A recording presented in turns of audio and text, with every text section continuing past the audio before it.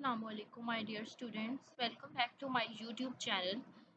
Our today topic is about physics, first year physics, vectors and equilibrium. So our topic is about vector addition by rectangular components, जो कि हमारा बहुत important topic है। आज के इस लेक्चर में ये बहुत इम्पोर्टेंट टॉपिक है और ये बोर्ड के पेपर में हर ईयर आता होता है ये क्वेश्चन, लगातार 3 साल भी आया है। So let's start today discussion.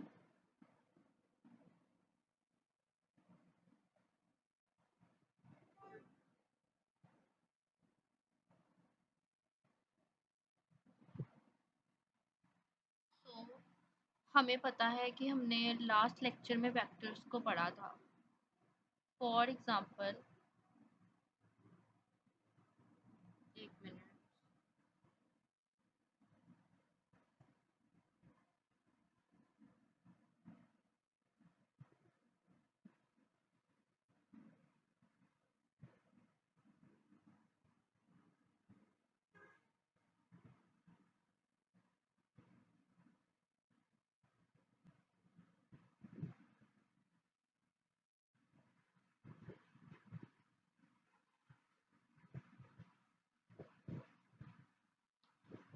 हम ले लेते हैं। फर्स्ट ऑफ ऑल हम एक वेक्टर लेते हैं, ठीक है। ये फर्ज कर लें एक वेक्टर है ए, ठीक है। ये वेक्टर है ए और ये एक दूसरा वेक्टर ले लेते हैं बी, बी वेक्टर। अच्छा, अब अगर हम वेक्टर को सिंपली ऐड करें ना, ऐड करने का एक तरीका है हेड टू टेल रूल, जो कि आपने 9th क्लास में पढ़ा था। Let's add them by head to tail rule. So ये ए वेक्टर है, आपको पता है कि ये है टेल और इसको कहते हैं हेड। ये वाली जो चीज़ है ना, एरो जिसको कहते एरो है, एरो का ये हेड है। अच्छा, ये ए वेक्टर है। आपने क्या करना है, इस बी वेक्टर की टेल को इसके ए वाले वेक्टर की हेड से साथ कनेक्ट करना है, ठीक है। उसी डायरेक्शन में, जिस तरह ये बी ये वेक्टर है ना, बी की वेक्टर की इसी तरह डायरेक्शन मैंने देनी है। देखिए, आपने वेक्टर ए के हेड को वेक्टर बी की टेल के साथ कनेक्ट कर दिया और रिजल्टेंट वेक्टर इन दोनों को ऐड करके, जिस तरह 2 है ना प्लस 3, इन दोनों का सम क्या होता है? 5 होता है ना। फर्ज कर ले ये वेक्टर, ये 2 है और ये 3 है। अब इसको ऐड भी तो करना है, 5 आ गया ना। इन दोनों को ऐड करने के लिए इन दोनों को ऐड करने के लिए ये जो रिजल्टेंट वेक्टर होता है उसको r से रिप्रेजेंट करते हैं और जो रिजल्टेंट वेक्टर है उसकी जो टेल है वो फर्स्ट वेक्टर की टेल के साथ कनेक्ट करेंगे और उसका हेड जो है वो लास्ट वाले वेक्टर के हेड के साथ कनेक्ट करेंगे। सो ये तो हमने पढ़ लिया कि वेक्टर्स को हमने ऐड कर लिया हेड टू टेल। अब हम कोऑर्डिनेट सिस्टम पे वेक्टर्स को ड्रा करेंगे, उनको ऐड करेंगे। ये एक न्यू मेथड है। तो यहाँ पे हमारे पास ए वेक्टर, ये ए वेक्टर ड्रा किया हुआ है। ओरिजिन पे उसका टेल, उसकी टेल है वेक्टर की और ये हेड है, ठीक है। उसके बाद ये बी वेक्टर, दूसरा वेक्टर क्या है बी, ठीक इससे हमने हेड टू टेल रूल से ऐड किया है। बी वेक्टर की जो टेल है वो ए वेक्टर के हेड के साथ कनेक्ट है और बी वेक्टर की जो हेड है और रिजल्टेंट वेक्टर, ये वाला रिजल्टेंट वेक्टर है। देखिए, रिजल्टेंट वेक्टर में हमने ए प्लस बी को ऐड कर दिया। इस रिजल्टेंट वेक्टर की जो टेल है वो फर्स्ट वेक्टर की टेल के साथ कनेक्टेड है एंड इसका जो हेड है वो सेकंड वेक्टर के हेड के साथ कनेक्टेड है, ठीक है। तो ये ए वेक्टर और बी वेक्टर और इनका रिजल्टेंट हो गया। हमने इनको वेक्टर एडिशन से कर दिया। अब हमने क्या किया, हमने ए वेक्टर और बी वेक्टर के दरमियान वाला पॉइंट, मिड पॉइंट, इसको हमने एम कह दिया, ठीक है। हमने यहाँ से एक परपेंडिकुलर ड्रा करना है, नॉर्मल लाइन, नॉर्मल ड्रा करना है एट एक्स एक्सिस। कोऑर्डिनेट सिस्टम पे हम 2 एक्सिस लेते हैं, एक एक्स लेते हैं जो कि हॉरिजॉन्टल डायरेक्शन में और एक वाई पे, और ये फर्स्ट कोऑर्डिनेट, ठीक है। अच्छा, इसमें क्या है कि एक्स भी पॉजिटिव होता है और वाई भी पॉजिटिव होता है। तो हमने क्या किया कि एम से हमने नीचे एक नॉर्मल ड्रा किया लाइन पे, हॉरिजॉन्टल लाइन पे, हॉरिजॉन्टल एक्सिस पे, और क्यू रिप्रेजेंट कर दिया उस पॉइंट को। ठीक इसी तरह जहाँ पे ये बी वेक्टर का हेड है वहां से भी हमने एक लाइन ड्रा की। अच्छा, अब आप देखते हैं कि ये जब हमने लाइन ड्रा की तो यहाँ से ये हॉरिजॉन्टल डायरेक्शन में एक्स है, एक्स कंपोनेंट है बी वेक्टर का, ये बी वेक्टर का एक्स कंपोनेंट है, और ये बिल्कुल नीचे बी वेक्टर का इसी तरह, मतलब कि बी एक्स का ये हॉरिजॉन्टल कंपोनेंट है बी वेक्टर का, उसके सिमिलर नीचे एक्स एक्सिस पे भी वैसा ही उसका शेडो कह सकते हैं आप, हॉरिजॉन्टल कंपोनेंट का शेडो है बी एक्स। और इसी तरह यहाँ पे हमने एम पॉइंट से नॉर्मल ड्रा किया क्यू तक, तो ये एक्स एक्सिस पे ये वाली लाइन, ये इतना पार्ट जो है वेक्टर ए का एक्स एक्सिस पर हॉरिजॉन्टल कंपोनेंट को रिप्रेजेंट करता है। And this one is about a Y component, vertical component of vector ए।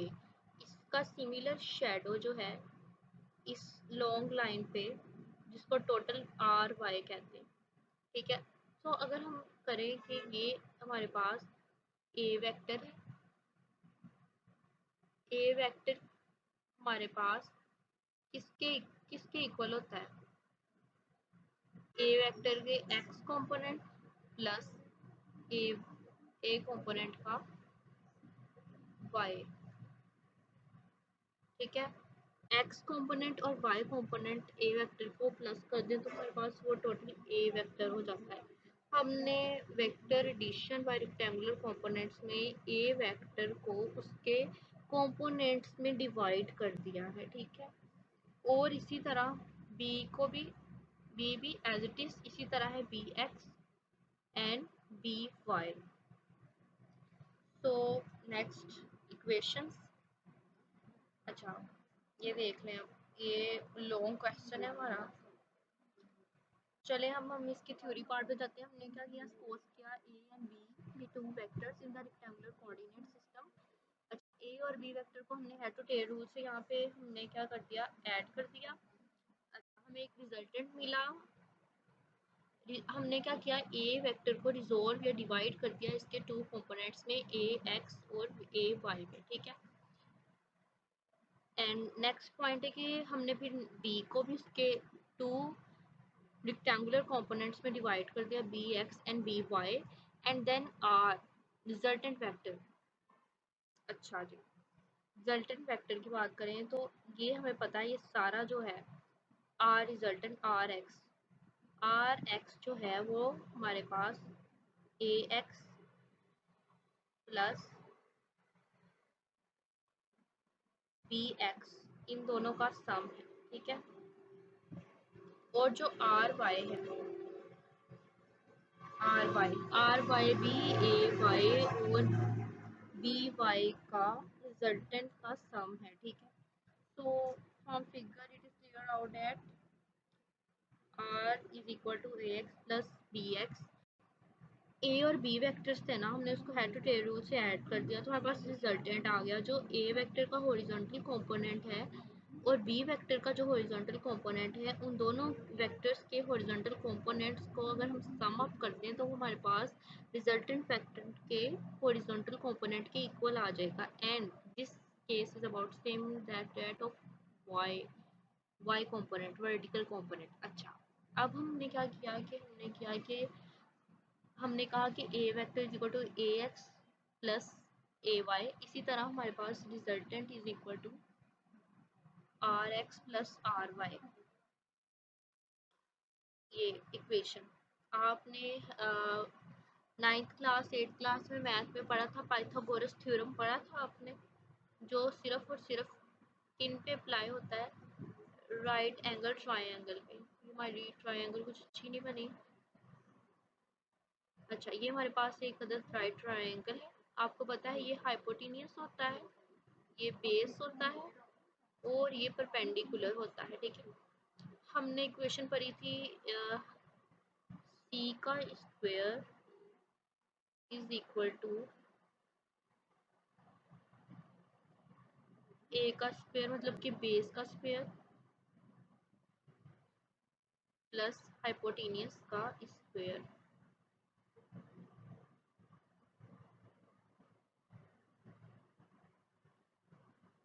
अच्छा, हाइपोटेन्यूज का स्क्वायर, हाइपोटेन्यूज एक लॉन्ग साइड है जैसे कि आपको नजर आ रहा है। एक मिनट हम इसको जरा डार्क आउट कर लेते हैं।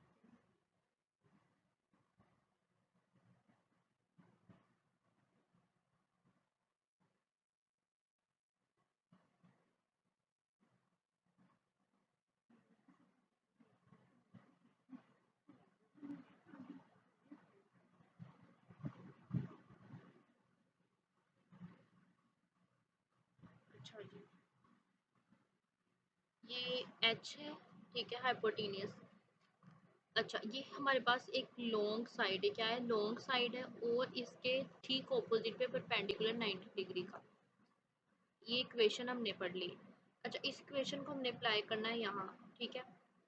आर एक्स, आर एक्स का स्क्वायर प्लस आर वाई का स्क्वायर, बेस एंड परपेंडिकुलर। देखिए ना, ये जो था यहाँ पे ये एक्ट एज अ बेस। फर्ज कर ले ये अभी हमारी ये वाली एक राइट एंगल ट्रायंगल, ठीक है, ये राइट एंगल ट्रायंगल, ये क्या है, बी एक्स बेस के तौर पे एक्ट कर रहा है और ये जो बी वाई है ये हमारे पास क्या है, परपेंडिकुलर है। हमने इन दोनों का स्क्वायर ले लिया, B X square plus B Y square, ठीक है। और ये हमारे पास रिजल्टेंट वेक्टर क्या है, हाइपोटेनियस है, ये लॉन्ग साइड है, ठीक है। तो इसका भी स्क्वायर लेते हैं, बी स्क्वायर, स्क्वायर रूट अब लेना है ऊपर, ठीक है, इस तरह। तो इसका सी का स्क्वायर के ऊपर हमने स्क्वायर रूट लिया तो इसका कैंसिल हो गया और इसका नहीं होगा क्योंकि इसमें प्लस है। जब भी टू अमाउंट्स के दरमियान प्लस और माइनस आ जाए और उनका स्क्वायर रूट हम ऊपर लें तो वो कैंसिल आउट नहीं होगा। Same as it case is about R, ये आर एक्स है, ठीक है, फुल, और ये क्या है, आर वाई। और एक मिनट,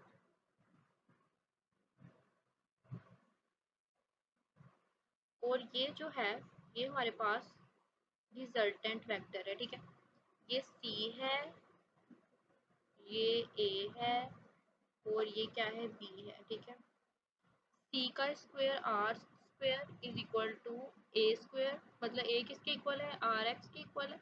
तो हमने आर एक्स को पुट कर दिया, सी इज इक्वल टू, ये ए हो गया, ये हमारा बी हो गया। आप ये सी ए बी को आप अम, अपने तौर पे कुछ और भी अल्फ़ाबेट्स यूज़ कर सकते हैं। सो हम मैग्नीट्यूड की बात करें तो हमने स्क्वायर रूट ले लिया, ठीक है, और यहाँ पे आर एक्स को हमने उसके कंपोनेंट्स में डिवाइड कर दिया, मतलब किसका था, ए और बी के हॉरिजॉन्टल कंपोनेंट्स का स्क्वायर, और R Y, A Y plus B Y. R Y जो था, आर एक रिजल्टेंट वेक्टर था ए और बी वेक्टर का, ठीक है, उनके सम का। सो उसका जो रिजल्टेंट था वर्टिकल कंपोनेंट है वो भी तो फिर ए और बी वेक्टर्स के वर्टिकल कंपोनेंट का सम होगा ना, तो हमने फिर ये स्क्वायर रूट पर ले लिया। अच्छा स्टूडेंट्स, ये पॉइंट हो गया। Next one is about direction, ठीक है। डायरेक्शन में अच्छा, वेक्टर्स की मैग्नीट्यूड भी होता है, डायरेक्शन भी होती है। So theta is equal to tan inverse R Y over R X, ठीक है। आपने ट्रिग्नोमेट्रिक फंक्शंस पढ़े होंगे, साइन थीटा जो कि हमारे पास इक्वल था परपेंडिकुलर ओवर हाइपोटेनियस, राइट। फिर आपने पढ़ा था cos, cos theta is equal to base over hypotenuse, ठीक है, बेस ओवर हाइपोटेनियस। अच्छा, जो टैन होता है ना, टैन थीटा वो sine theta divided by cos theta के इक्वल होता है, टैन थीटा जो है। तो फिर इनकी वैल्यूज को नेक्स्ट पुट करें तो आपने सिर्फ ये याद रखना है कि tan theta is equal to perpendicular over base. Perpendicular यहाँ पे क्या है, R Y, perpendicular R Y है ना, तो आपने आर वाई पुट कर दिया, ठीक है, आर वाई, और बेस क्या थी, आर एक्स, ठीक है। सो इधर पहले टेन थीटा आएगा, उधर जाके वो टेन -1 पावर पे R Y over R Y is equal to perpendicular और आर एक्स जो है वो हमारे पास बेस के इक्वल है। आर वाई और आर एक्स के जो हमने वेक्टर्स के जो कंपोनेंट्स है वो भी ऐड करके आपको दिखा दिए। सो आई होप डैट कि ये टॉपिक क्लियर हो गया होगा। अगर नहीं क्लियर हुआ तो आप मुझसे क्वेश्चन पूछ सकते हैं in the comment section. So next our topic is about momentum. Momentum हमारे पास क्यों, momentum is the product of mass and velocity. अच्छा, एक फर्ज कर लें,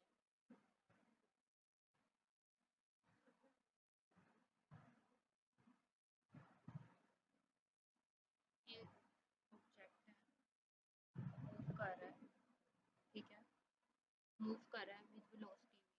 अच्छा, अब कोई ऑब्जेक्ट है, ठीक है, फॉर एग्जांपल कार ही है, ठीक है, वो वेलोसिटी के साथ मूव कर रही है, कार का कुछ अपना मास भी तो होगा ना।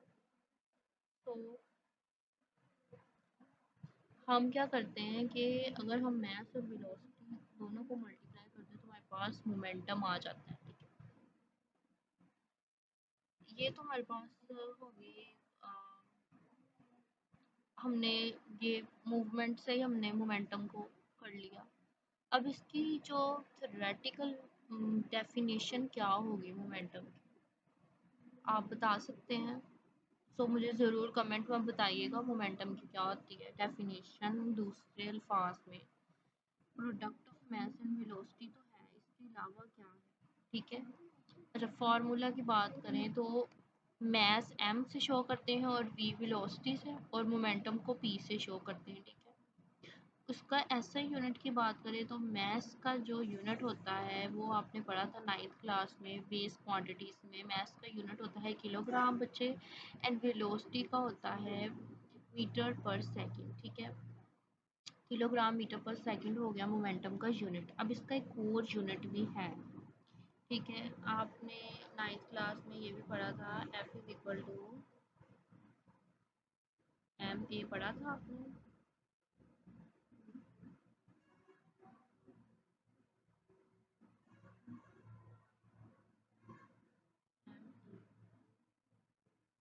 अच्छा, एम ए पढ़ा था। फोर्स का यूनिट क्या होता है, न्यूटन होता है। Force is equal to mass का यूनिट किलोग्राम, एक्सेलरेशन का metre per second square, so KG metre per second square. यहाँ पे हमारे पास है किलोग्राम मीटर पर सेकंड। देखें, किलोग्राम मास का यूनिट हो गया, मीटर पर सेकंड वेलोसिटी का हो गया, ठीक है। सो न्यूटन सेकंड कैसे आएगा यहाँ पे, न्यूटन सेकंड कैसे आएगा, ये अभी आपने पढ़ा था। अच्छा, ये मैं बताती हूँ कैसे आता है। तो पहले हम वेक्टर क्वांटिटी की बात कर लेते हैं। वेलोसिटी क्या है, वेलोसिटी क्या है, एक वेक्टर क्वांटिटी है वेलोसिटी।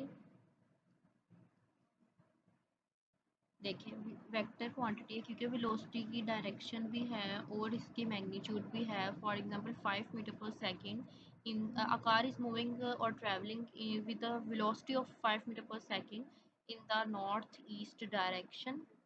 तो हमने डायरेक्शन भी दी है, ठीक है।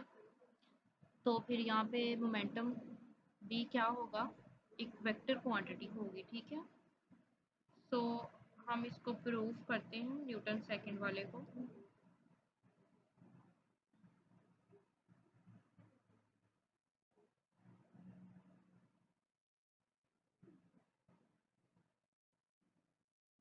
यहाँ पे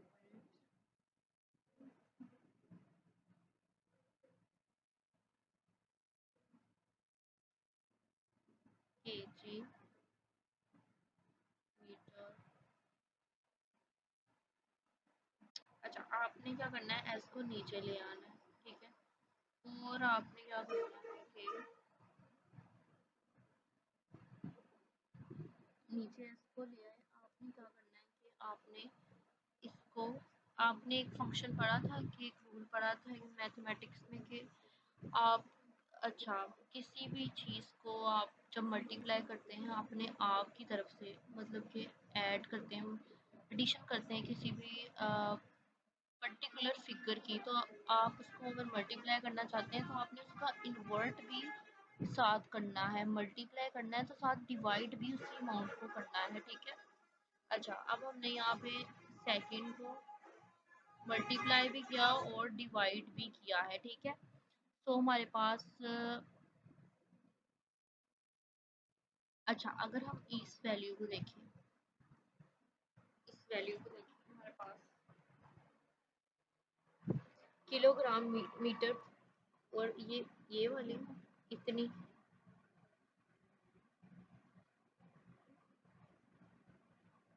किलोग्राम मीटर पर सेकंड, और ये जो ये वाला है, इसको कंबाइन करें तो हमारे पास बन जाता है न्यूटन, ठीक है। आप इसको करके भी देखिएगा, किलोग्राम मीटर पर सेकंड, और ये जो डिवाइड में एस है इसको करें तो M S minus 2 metre per second square, जो कि एक्सीलरेशन का यूनिट है, वो हमारे पास फिर एम के साथ केजी के साथ मल्टीप्लाई हो जाएगा और न्यूटन बन जाएगा, ठीक है। सो ये जो ऊपर वाला ऐसे ये वैसे ही आ जाएगा, so that's why this unit is become newton second. I hope that it's clear. So our next slide is momentum and the Newton second law of motion. बच्चों, आपने Newton second law of motion पढ़ा था कि force जो है, अगर आप किसी भी ऑब्जेक्ट पे फोर्स लगाते हो, ठीक है, the force causes the velocity causes the change in the position of the moving object of the object, ठीक है। मतलब कि एक ऑब्जेक्ट रेस्ट पे था, आपने उसको फोर्स लगाई, वो मूव करने लग पड़ा, ठीक है। उसमें वो वेलोसिटी के साथ हुआ, आपने दोबारा फोर्स लगाई, उसकी वेलोसिटी में चेंज प्रोड्यूस हुआ, तो change in force change in velocity को क्या कहते हैं, आप एक्सीलरेशन कहते हैं, ठीक है बच्चों। तो उस ऑब्जेक्ट का कोई ना कोई मैस भी होगा, सो मैस और एक्सीलरेशन के प्रोडक्ट को वो इज इक्वल टू होता है फोर्स, जबकि मैस और वेलोसिटी के प्रोडक्ट को हम मोमेंटम कहते हैं। सो मोमेंटम क्या है, अब बॉडी ऑफ मैस, अच्छा मोमेंटम तो हमने पढ़ लिया। अच्छा, न्यूटन सेकंड लॉ पढ़ा कि F is equal to M ए।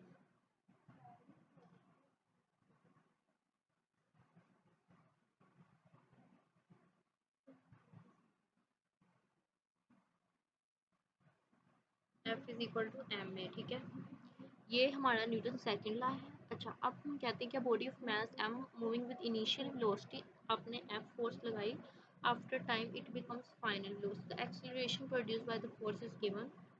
सो ये हमारे पास आ गया जी, एक्सीलरेशन इज इक्वल टू, आपको पता है, change in velocity divide by time, V F minus V I over time. अच्छा, आपने न्यूटन सेकंड लॉ पढ़ा था, f is equal to M में पढ़ा था, आपने इक्वेशन को यहाँ पे रीअरेंज कर दिया, ठीक है।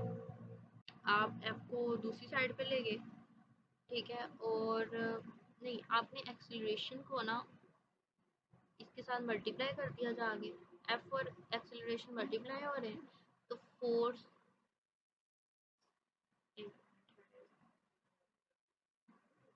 Is equal to M A. ये जो मैथ है ये वहाँ पे जाके डिवाइड हो जाएगा, ठीक है। तो हमारे पास ये फर्स्ट इक्वेशन आ गई, ये सेकंड इक्वेशन आ गई, ठीक है। अब हमने क्या किया, इन दोनों की जो लेफ्ट साइड है वो इक्वल है, ठीक है, एक्सीलरेशन ये दोनों के इक्वल, सो हम इसकी राइट साइड को इक्वल कर देते हैं, F by M is equal to change in velocity over time. अच्छा जी, अब हमने क्या कर दिया, हमें पता था कि momentum is equal to mass और वेलोसिटी का प्रोडक्ट, हमने मैस को एफ के जो डिवाइड में मैस है ना, हमने उसको उधर जाकर मल्टीप्लाई कर दिया, और उधर टाइम डिवाइड हो रहा था, हमने टाइम को फोर्स के साथ ला के मल्टीप्लाई कर दिया, ये एक बेसिक रूल है अलजेब्रा का। So M V F minus M V I जो कि इक्वल है मोमेंटम की। अच्छा, ऊपर पड़ा V acceleration is equal to V F minus V I, V F minus V I क्या है बच्चे, चेंज इन वेलोसिटी है। सो यहाँ पे नीचे भी M V F minus M V I क्या है, चेंज इन मोमेंटम है।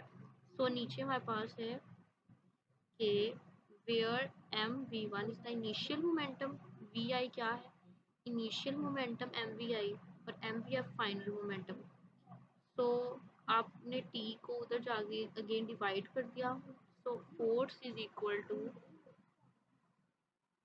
Change in momentum. मोमेंटम को शो किससे करते हैं, पी से, so change del P by del T. ठीक है, अब इसका दोबारा आप यूनिट करके देखिएगा, न्यूटन ही आएगा। डेल पी का यूनिट क्या है, किलोग्राम मीटर पर सेकेंड। ठीक है, आप टाइम का यूनिट ऊपर ले आए, आगे बन गया पर सेकेंड। ठीक है, तो फिर आप इसको करें किलोग्राम मीटर पर S minus one, S minus one power add up होगी, किलोग्राम मीटर पर सेकेंड बन गया, जो कि हमारे पास न्यूटन के इक्वल है। सो यहाँ पे दोबारा वही आ गया इसका यूनिट। Next one impulse. अभी आपने इक्वेशन को, ये वाली इक्वेशन आपने तो जाके टी को डिवाइड कर दिया ना, अगर लेकिन हम टी को इधर ही रहने दें तो हमारे पास ये बन जाएगा इम्पल्स। कैसे, the product of average force that acts during the time T is called impulse. Force और टाइम के प्रोडक्ट को हम इम्पल्स कहते हैं। और इम्पल्स, अच्छा, फोर्स जो है वो शॉर्ट इंटरवल ऑफ टाइम के लिए एक्ट करेगी ऑब्जेक्ट के ऊपर। मतलब कि ट्रेन है, आपने उस पर फोर्स लगाई in a very short interval of time, force और टाइम का जो प्रोडक्ट होगा वो इम्पल्स के इक्वल होगा। ठीक है, let's change our marker colour.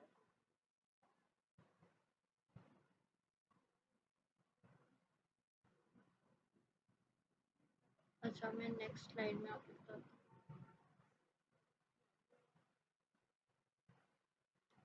हूँ, यहाँ पे करके देखते हैं। Impulse is equal to change in momentum, क्योंकि चेंज इन मोमेंटम कैसे, अभी आपने पढ़ा M V F minus M V I is equal to F cross T. F cross T किसके इक्वल था, चेंज इन मोमेंटम के। ठीक है, एफ क्रॉस टी इम्पल्स है और इम्पल्स इज इक्वल टू फिर चेंज इन मोमेंटम आ जाएगा। और इम्पल्स का यूनिट क्या होगा, इम्पल्स का यूनिट क्या है, यहाँ पे न्यूटन इसका था, न्यूटन, और टी का यूनिट क्या है, S, second. so Newton second is a unit of impulse,